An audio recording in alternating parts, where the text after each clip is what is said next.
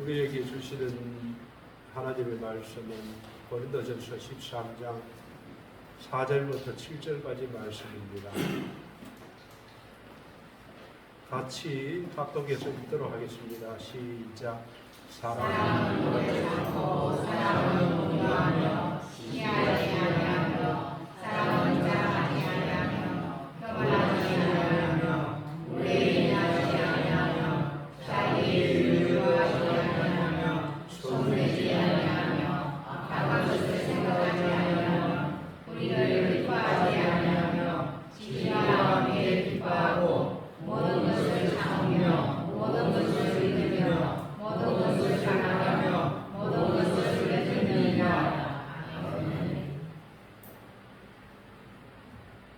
사랑을 지금 8번째 시간을 계속해서 하나님의 사랑을 이야기하고 있는데, 여기서 사랑을 한다는 것이, 이렇게 사랑한다는 것이 어떤 사람은요, 불가능하다고 이야기하는 사람들이 많습니다.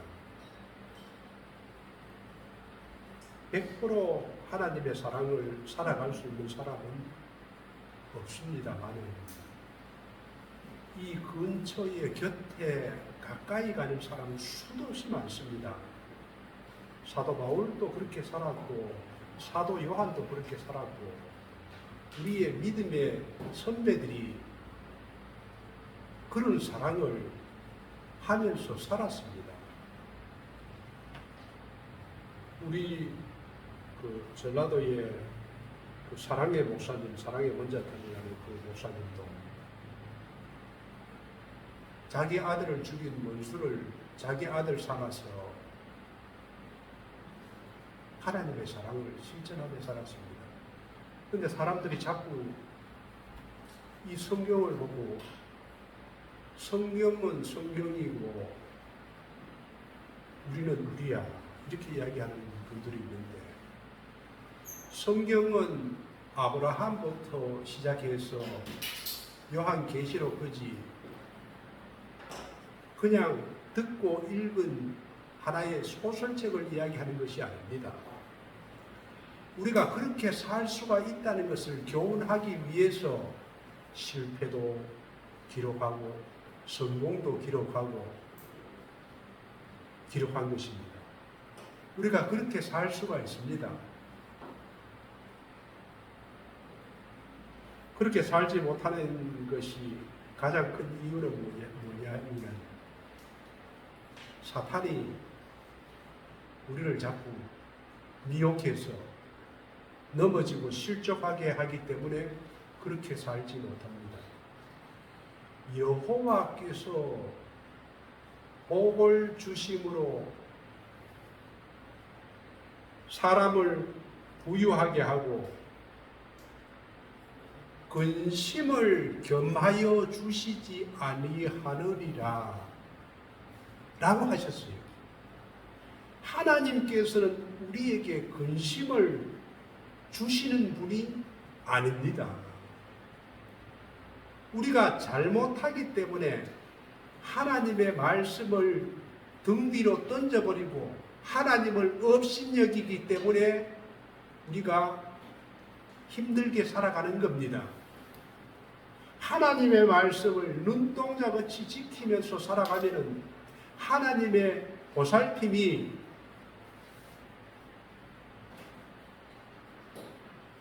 어느 곳, 어느 장소, 어디에 있었든지 하나님이 우리의 오른손을 붙들고 우리를 인도하신다는 그 손길을 우리가 느낄 수 있습니다. 오늘 본문은 7절 말씀에 모든 것을 참으며 모든 것을 믿으며 모든 것을 바라며 모든 것을 견디느니라고 했는데, 여기서 모든 것이라는 것은 항상을 얘기합니다. 항상 참고, 항상 믿고, 항상 바라고, 항상 견딜 수 있는 것이 사랑입니다. 1950년대에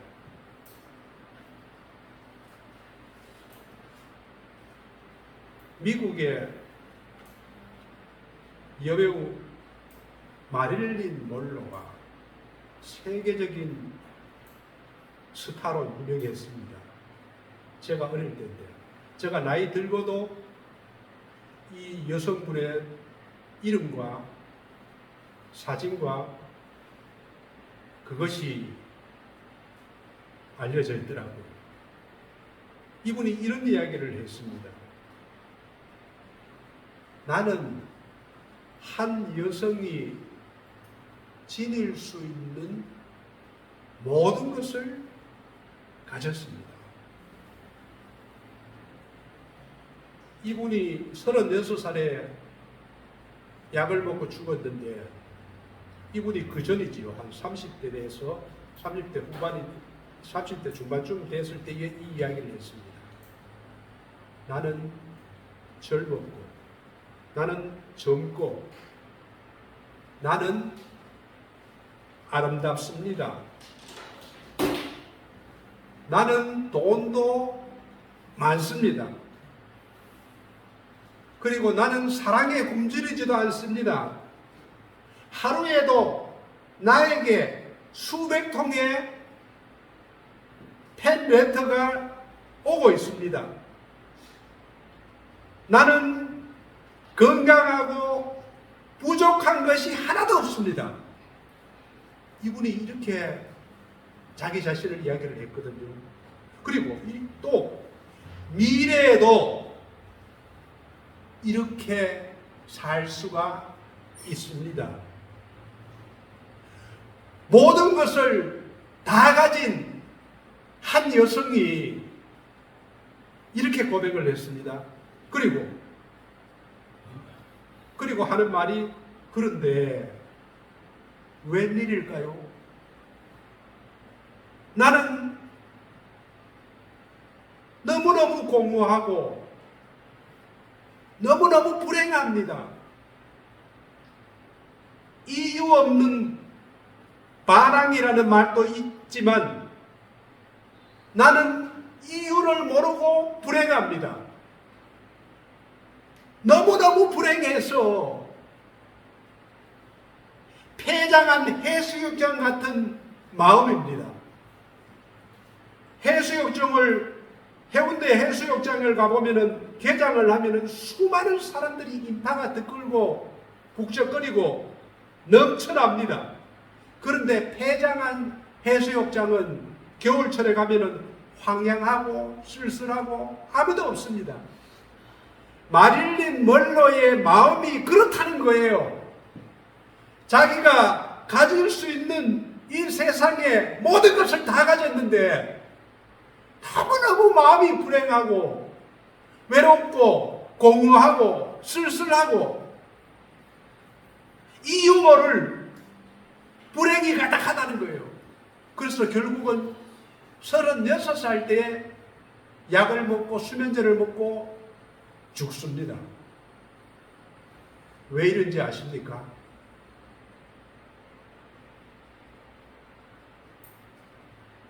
삶의 의미, 삶의 목적, 왜 살아야 되는가? 어떻게 살아야 되는가? 이런 것을 모르면은 삶이 공허합니다. 우리도 다 그렇게 살았거든요.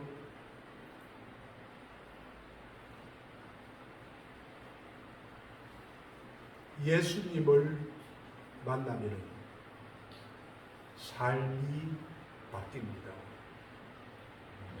예수님께서 나는 길이요 진리요 생명이니라.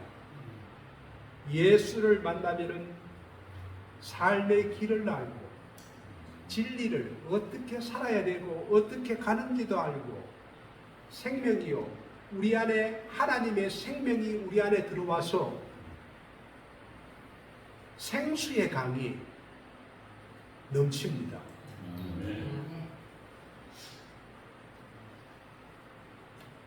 우리 사회에 추구하는 것이 두 가지가 있습니다. 예수 믿는 사람도 이 범위를 벗어나지 못하더라고요. 첫 번째, 돈입니다. 이 시대는 돈에 미쳐 있습니다. 두 번째는 뭐냐 하면 자식입니다. 제가 어제 딸이 손자를 낳았는데 그 손자가 뭐라고, 요만한 손자가 하나 나왔는데 그게 그렇게 기쁘더라고요. 그래. 그래서 제 아내하고 잠자기 전에 잠을 자야 아침에 새벽 기도를 일어나는데 밤 10시가 넘어까지 그 동영상을, 아기 그 바둥거리는 그 동영상을 쳐다보고 좋다고. 아, 이게 자식 사랑입니다. 여기에서 미쳐서 사는구나.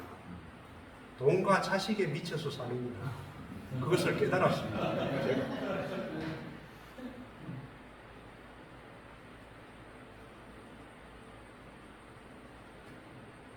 자식, 돈. 요즘 노인 자살률이 많거든요. 노인 자살이 왜 많은지 아십니까? 거의 대부분이 자식들을 우상같이 여기면서 키우고, 자식들이 커서 결혼을 하면은 이 자식들은 자기 자식들을, 손자들을 또 생명처럼 여깁니다. 그러면은 아버지, 어머니는 뒷전입니다. 그러면은 이 부모들이 자식으로 인해서 상처를 받고 비관을 하고 자식에게 버림받았다는 그런 마음으로 해서 비관해서 자살하는 경우가 많습니다.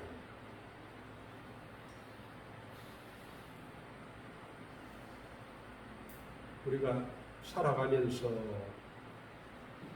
돈도 반드시 있어야 합니다. 또 자식도 소중합니다. 귀합니다. 그런데 최고의 가치를 어디에 두어야 하면은, 최고의 가치는 예수님께 둬야 됩니다. 이것이 변하면은 다 망가집니다. 자식,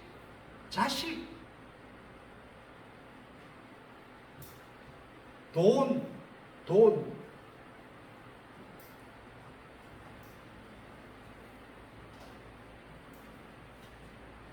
어떤 병중에 장로님이 나이가 들어서 이제 세상을 떠날 때 되어서 병중에서 이런 이야기를 했습니다. 목사님,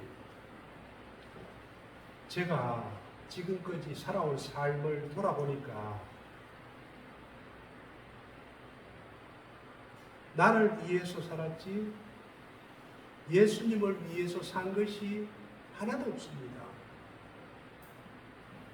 이 장로님이 교회를 평생을 다니고 신앙생활을 하고 교회를 섬긴다고 했는데 마지막 죽음 앞에서 자기 자신을 돌아볼 때에 회한이 오더라는 겁니다.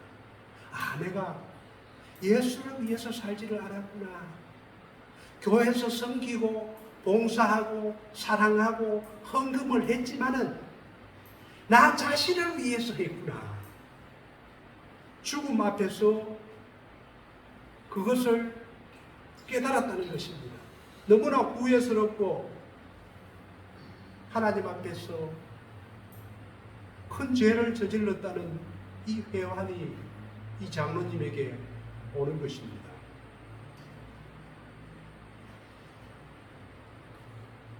우리는 무엇을 보고 살아갑니까? 여러분은 무엇을 보고 살아갑니까? 돈을 보고 살아갑니까? 자식을 보고 살아갑니까? 아니면은 자기 행복을 위해서 살아갑니까? 내 입의 즐거움, 육체의 정욕, 이생의 자랑, 안목의 정욕, 무엇을 하면서 살아갑니까? 무엇을 즐기기 위해서 살아갑니까? 나 자신의 행복을 위해서 살아갑니까? 그걸 돌이키지 않으면 우리에게는 엄청난 회환이 돌아옵니다. 그래서 사도 바울은 어떻게 살아야 되는가를 한번 보십시오. 로마서 14장 7절 8절 말씀을 한번 보십시오. 한번 같이 읽어보겠습니다. 이게 중요한 말씀이라서 시작. 우리 중에 누구든지 자기를 위하여 사는 자가 없고 자기를 위하여 죽는 자도 없도다. 네가 살아도 주를 위하여 살고 죽어도 주를 위하여 죽나니 그러므로 사나 죽으나 우리가 어떻게 되시리까. 이렇게 살아야 됩니다. 우리 중에 누구든지 저와 여러분 마찬가지 자기를 위해서 살면 안 됩니다. 자기를 위해서 죽어도 안 됩니다. 살아도 예수, 죽어도 예수. 사나 죽으나 예수. 우리가 주의 것이로다.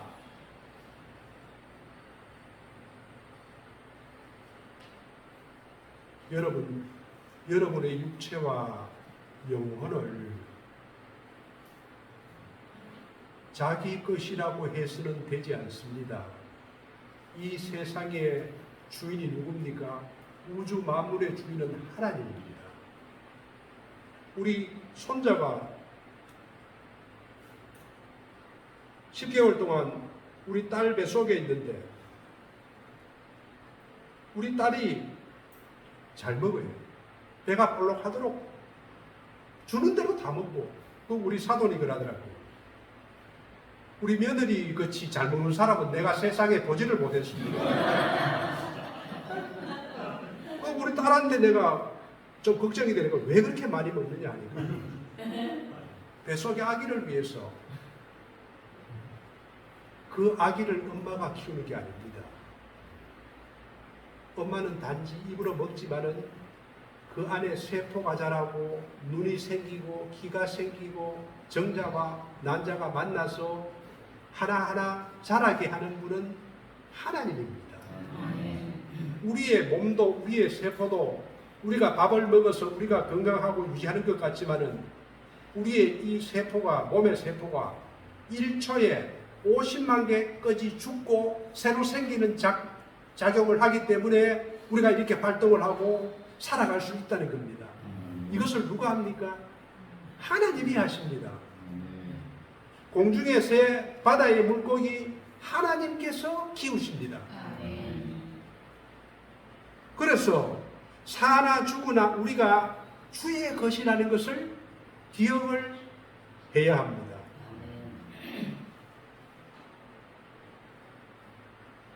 바울은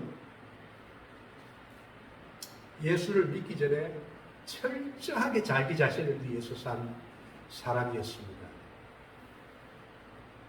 출세하기 위해서 바리새파에서 공부도 하고 공부도 해도 아주 열심히 한 사람이 있고 종교 활동도 유대인으로서 최선을 다하면서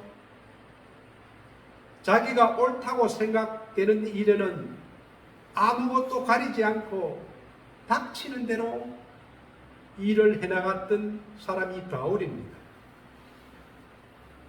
유대교에 충실하기 위해서 기독교인들을 잡아 가두고 감옥에 가두고 박해를 하는 일에 충성을 다 바쳤던 사람이 바울입니다. 그가 예수님을 만나고 회심을 하고서는 그의 삶이 완전히 바뀌었습니다.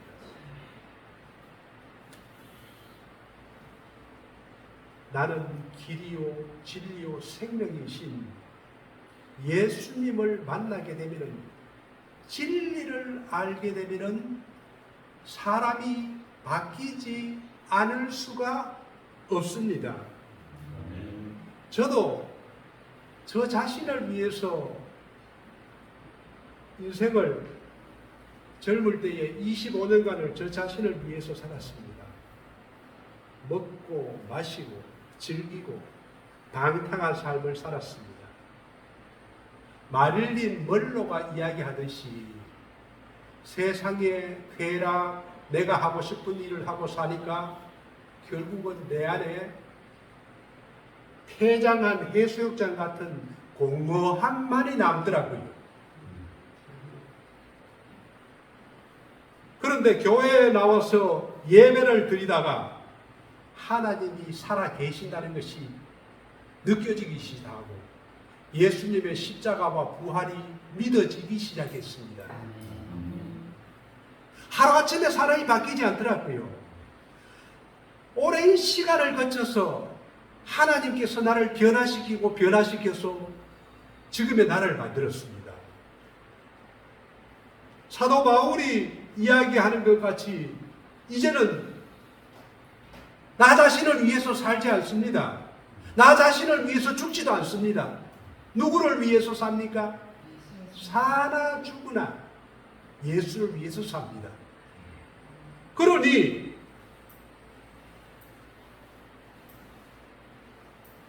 내가 주님께 맡기면은 그리스도인은 이 고백을 해야 됩니다. 주님,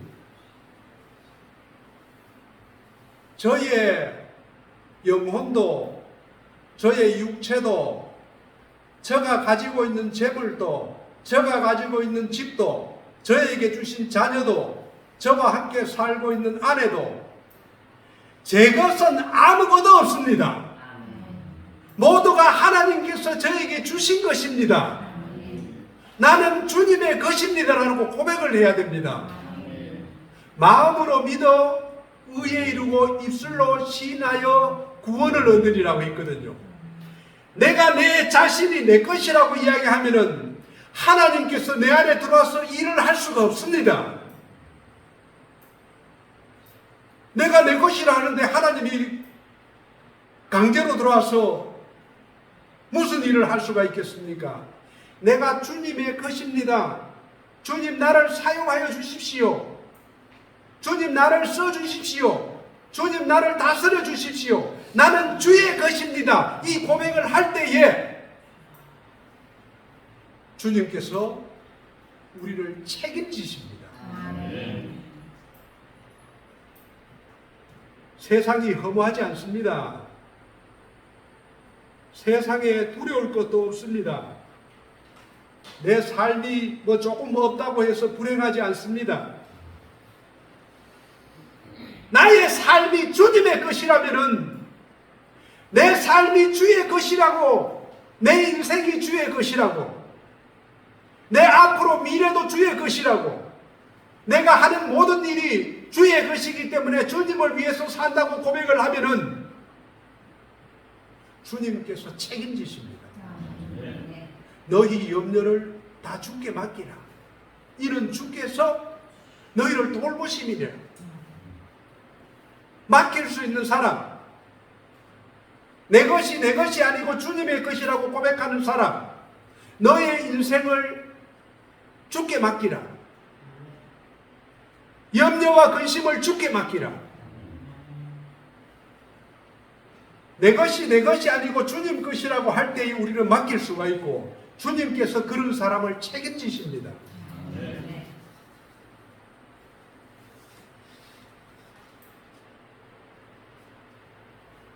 사람들은 하나님의 법을 따라 사는 것을 싫어합니다. 우리의 본능이 그렇거든요. 성경 읽기 싫습니다. 기도하기도, 목사인 저도 기도하기 싫을 때가 많습니다. 성경 읽기 싫을 때가 많습니다. 그러나 아무리 하기 싫어도 기도를 하면은 성령으로 충만합니다. 하나님이 함께 하심을 느낄 수가 있습니다. 하나님의 법대로 살아가는 것이 가장 행복한 겁니다. 왜 사람들이 하나님의 법을 따라 사는 것을 싫어할까요? 하나님의 법대로 살면은 즐기지도 못하고 내 마음대로 하지도 못하고 얽매임을 당하고 속박을 당하는 삶이라고 생각하기 때문입니다. 그래서 사람들이 하나님의 법을 떠나서 마음대로 살고 흥청망청 살고 먹고 마시고 육체적인 즐거움을 누리면서 살기를 원합니다.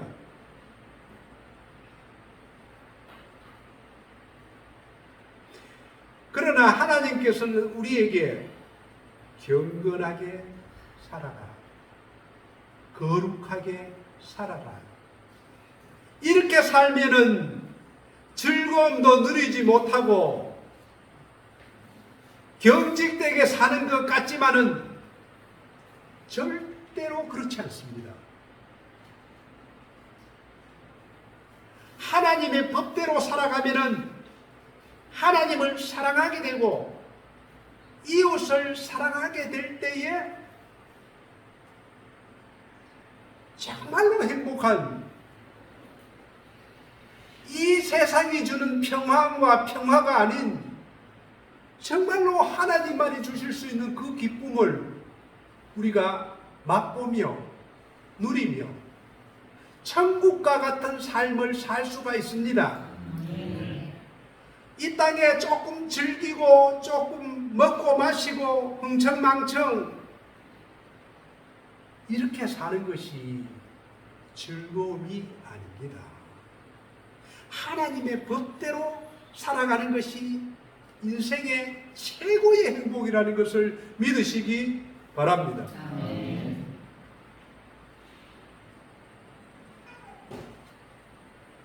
고린도전서 3장 27절 말씀을 보면은 그런즉 누구든지 사람을 자랑하지 말라. 만물이 다 너희 것이니라. 만물이 다 너희 것이니라. 만물이 다 우리의 것입니다. 아멘. 주님은, 하나님은 예수라는 분을 2000년 전에 이 땅에 보내셔서 3년 동안 하나님의 나라를 전파하고 골고다 언덕에서 살과 피를 찢으시고 하나님의 아들이 십자가에 달려서 죽었습니다. 수많은 제자들이 함께 따라다니고 이스라엘의 수십만 인구들이 예수님의 기적과 예수의 말씀을 들었습니다. 이분이 하나님의 아들이면서 왜 죽었을까요? 우리에게 길과 진리와 생명을 주시기 위해서 죽었습니다. 어떻게 알 수가 있을까요? 우리 눈에 2000년 전에 예수님은 죽었지만서도 우리가 죄사함을 누리고 있다면 우리는 예수님의 그 은혜로서 살아가는 것입니다. 저는 예수 믿기 전에 이 죄 때문에 엄청나게 눌려서 살았거든요. 고통 가운데서 어떻게 살아야 될지도 모르고 예수를 만나고 나서 참된 행복을 누릴 수가 있었습니다. 그리고 우리 안에는 예수님의 영인 성령님께서 우리 안에 계심으로 우리가 하나님을 아빠라고 부르고 하나님께 기도가 할 수 있고 무언가를 받을 수가 있습니다. 그러므로 우리가 자녀라는 것은 확실한 것입니다. 하나님께서는 우리 한 사람 한 사람을 위해서 하나님께서 가장 소중히 여기는 예수라는 자기 외아들을 이 땅에 육신으로 보내서 유월절 어린 양으로 십자가에 달려서 죽게 하신 것입니다. 그분이 우리를 위해서 자기가 할 수 있는 모든 것을 다 주셨기 때문에 우리도 하나님께 우리의 모든 것을 드릴 수가 있어야 됩니다. 우리가 하나님께 구원받은 자녀가 맞다면은 우리는 내 자신이 가지고 있는 모든 것을 하나님께 드릴 수가 있어야 됩니다. 그래서 고린도후서 5장 15절에서 그가 모든 사람을 대신하여 죽으심은 살아있는 자들로 하여금 다시는 그들 자신을 위하여 살지 않고 오직 그들을 대신하여 죽었다가 다시 살아나시니 예수를 위하여 살게 하려 함이라. 믿습니까? 예수를 위해서 살 때에 진정한 행복이 있다는 것을 믿으시기 바랍니다. 그렇게 살면 우리가 경건하게 살 수가 있습니다. 거룩하게 살 수가 있습니다. 로마서 14장 9절에서는 이를 위하여 그리스도께서 죽었다가 다시 살아나셨으니 죽은 자와 산 자의 주가 되려 하십니다. 우리의 주인이 되게 하기 위해서 우리의 주인이 주님이라면 주님의 말씀을 따르면서 살아야 됩니다. 자꾸 엉뚱한 소리를 하고 주님의 말씀을 떠나서 살면은 하나님은 우리의 자녀라면은 반드시 징계라는 채찍을 주십니다. 왜 삶이 고달프고 힘든지 아십니까? 하나님의 사랑의 매가 회초리를 들고 때리기 때문에 그렇습니다. 자신을 한번 돌아보십시오. 내가 예수님의 말씀을 따라서 순종하고 살아가는가? 아니면은 예수님의 말씀도 모르고 또 알면서도 내 마음대로 살아가는가? 이런 사람이 오늘 본문에 말하는 사랑을 하면서 살 수가 있습니다. 오늘 본문 7절을 한번 보십시오. 모든 것을 참으며 모든 것을 믿으며 모든 것을 바라며 모든 것을 견디리라. 이 사랑을 하나님의 사랑을 받고 아는 사람이 사랑을 하면서 살 수가 있습니다.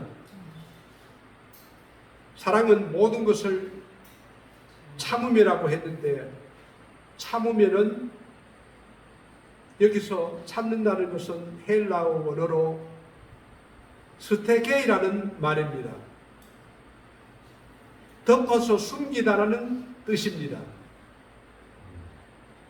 사랑은 덮을 수 있다는 것입니다. 잠언 10장 12절 말씀을 보면은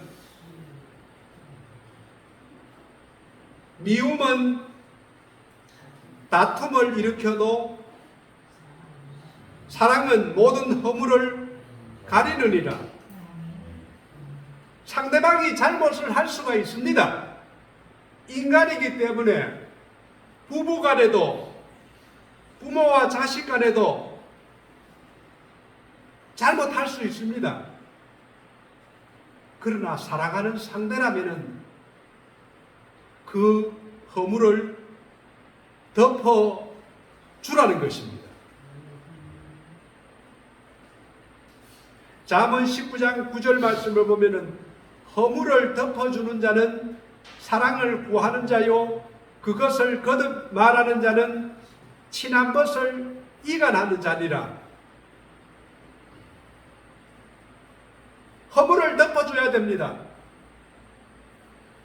교회 안에도 믿음이 좋은 사람이 있고 믿음이 약한 사람이 있습니다. 그래서 사도 바울은 고린도전서에서 믿음이 강한 너희가 믿음이 약한 형제를 품어주라고 이야기합니다. 용납하라고 이야기합니다. 이것이 덮어주는 것입니다. 베드로전서 4장 8절에서는 무엇보다 뜨겁게 서로 사랑할지니 사랑은 허다한 죄를 덮느니라고 이야기를 했습니다.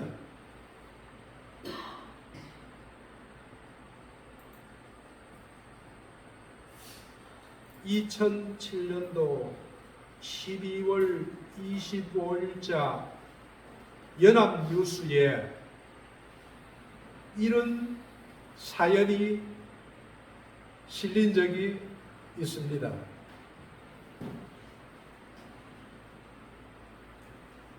가족이 아버지, 어머니, 그리고 아들 하나, 딸 둘, 5명이 사는 가정이었는데 거기에서 막내 아들 20대의 이모 씨가 어머니한테 주식 투자를 한다는 명목으로 3,700만 원을 받았습니다. 이 20대의 아들이 3,700만 원을 받아서 가지고 있다가 유흥비로 날려버렸습니다. 경제적으로 쪼들리고 가족들의 질책을 받게 되자 이 20대의 이모 씨가 어머니와 누나 2명을 생명보험에 가입시키고 보험금을 타내려고 범행을 저지릅니다. 2007년 8월 11일 새벽 2시 30분에 경기도 수원시 자신의 집 거실 소파에 잠이 든 아버지 56세를 이 아들이 흉기로 3, 4회를 찌릅니다. 아버지의 비명을 듣고 안방에서 나온 어머니 50세 흉기로 마구 찔렀습니다. 작은 방에서 잠을 자던 누나 2명이 거실로 나오려고 하자 이 누나 2명도 칼로 찔렀습니다. 그리고 거실에 나와서 아버지를 다시 10여 차례 칼로 찌르고 도망쳤습니다. 어머니는 현장에서 즉사했고 아버지는 병원 응급실로 옮겨져 치료를 받았으나 결국 숨졌습니다. 이 20대 이 씨는 친구 집에 숨어 있다가 3시간 후에 아버지 병원에 찾아가 거짓말을 하고 그러나 사건 현장 주변에 있던 흉기와 장갑이 발견되어서 자기가 그랬다고 자백을 했습니다. 그런데 그 이 씨의 아버지가 이런 말을 했습니다. 그 아버지가 집에서 칼에 찔려 신음하다가 병원에 실려가기 전에 두 딸에게 이렇게 당부했다고 합니다. 절대로 동생이 범인이라고 말하지를 말아라. 동생이 범인이라고 말하지 마라.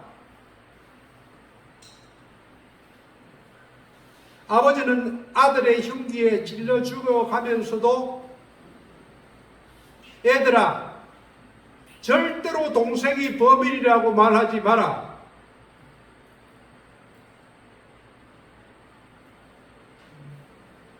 병원에서 아버지가 실려가서 경찰들이 누가 찔렀습니까? 물었을 때에도 이 아버지는 끝까지 대답을 하지 않았습니다.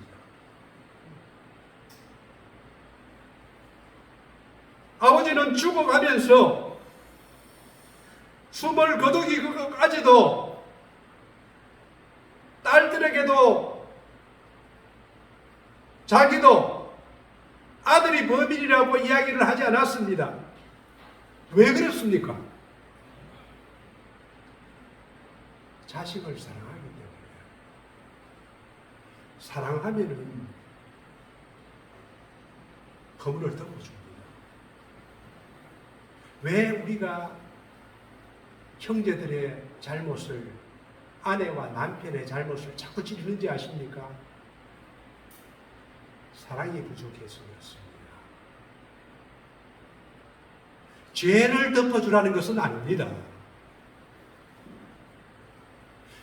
사람의 허물을 덮어주라는 것입니다.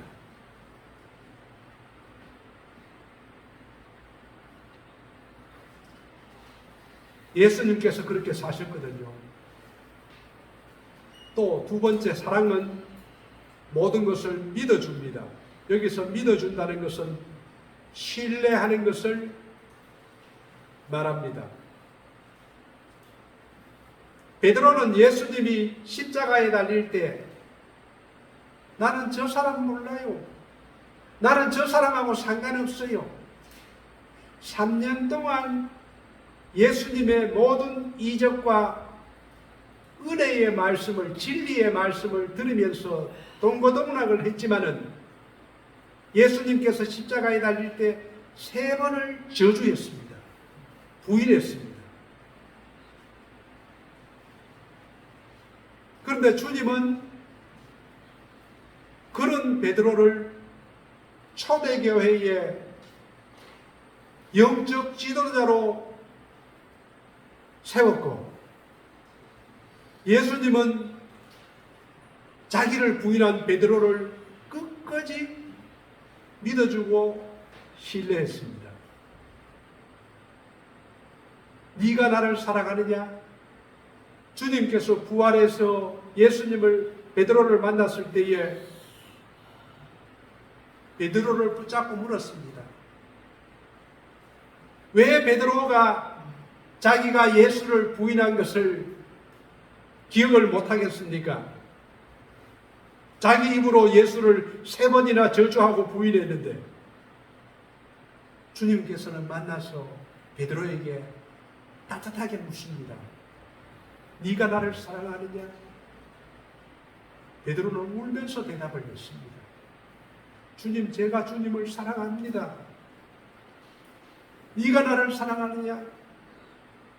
제가 주님을 사랑하는 것을 주님께서 아십니다. 3번이나 같은 질문을 했습니다. 왜요? 베드로의 마음을 풀어주기 위해서. 그리고 네가 나를 사랑한다면 나의 양을 먹이라고 이야기를 했고, 그 예수님의 사랑으로 베드로는 예수님을 전하다가 결국 십자가에 거꾸로 매달려가고 숨을 거둡니다. 사랑은 모든 것을 바랍니다. 모든 것을 바라며 모든 것을 견딥니다. 여기서 바란다는 것은 영어로 hope, 소망이라고 번역했습니다. 누군가에게 소망을 가지고 기대를 한다는 것은 사랑하기 때문입니다. 부모는 이웃집 아이가 삐뚤어져도 이웃집 아이에게 매를 들지는 않습니다. 매를 들어서도 안 됩니다. 지금 시대는 큰일 납니다. 그러나 부모는 자녀를 사랑하기 때문에, 자녀가 잘 되기를 기대하기 때문에 자녀가 엉뚱한 길을 갈 때는 해처리를 듭니다. 마지막으로 넷째로, 사랑은 모든 것을 견딥니다.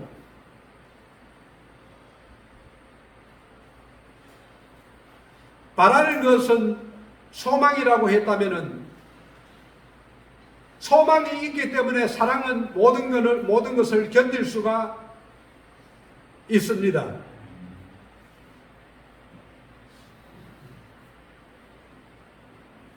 예수를 믿을 때에는 힘들 때가 참 많습니다. 때로는 하나님 사랑이 내 안에 없는 것 같이도 느껴지고, 때로는 하나님께서 나를 버리신 것은 아닌가, 이런 생각도 들 때가 있습니다. 그러나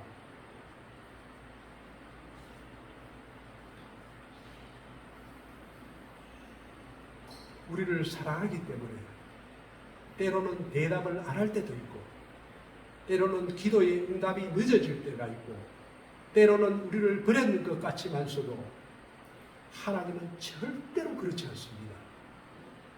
끝까지 우리를 사랑하시는 분이 하나님입니다. 성도의 궁극적인 목표는 하나님을 사랑하는 것입니다. 하나님 사랑 때문에 사람을 사랑하고, 그 사람을 사랑함으로써 하나님을 사랑하는 것이 목표이기 때문에, 사랑하는 과정 가운데 우리가 남편이나 아내나 형제나 이웃이나 그 과정 가운데 고통과 어려움이 있더라도 우리는 그것을 견디며 사랑을 해나가는 사람이 그리스도인입니다.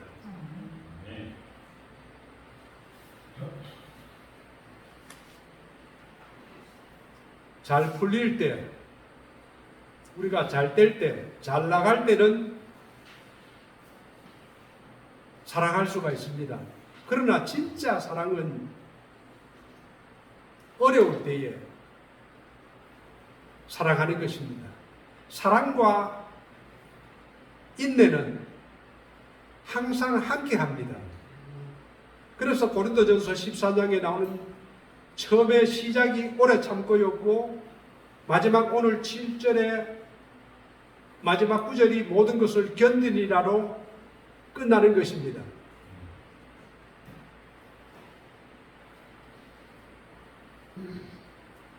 그런데 우리는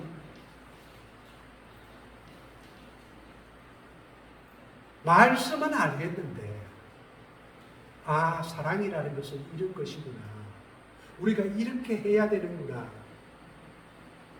그러나 그렇게 살아가는 게 쉽지를 않거든요.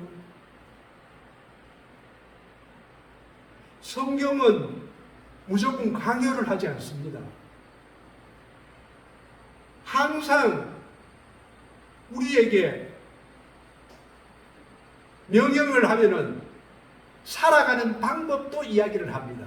그 해답도 제시합니다. 답이 없는 것을 하나님께서는 하지 않습니다. 그런데 우리는 약하거든요. 넘어지고, 쓰러지고, 연약하고, 감당이 안 될 때도 있고, 그러면 그때에는 어떻게 합니까? 우리가 힘들고 쓰러지고 나약할 때는 어떻게 합니까?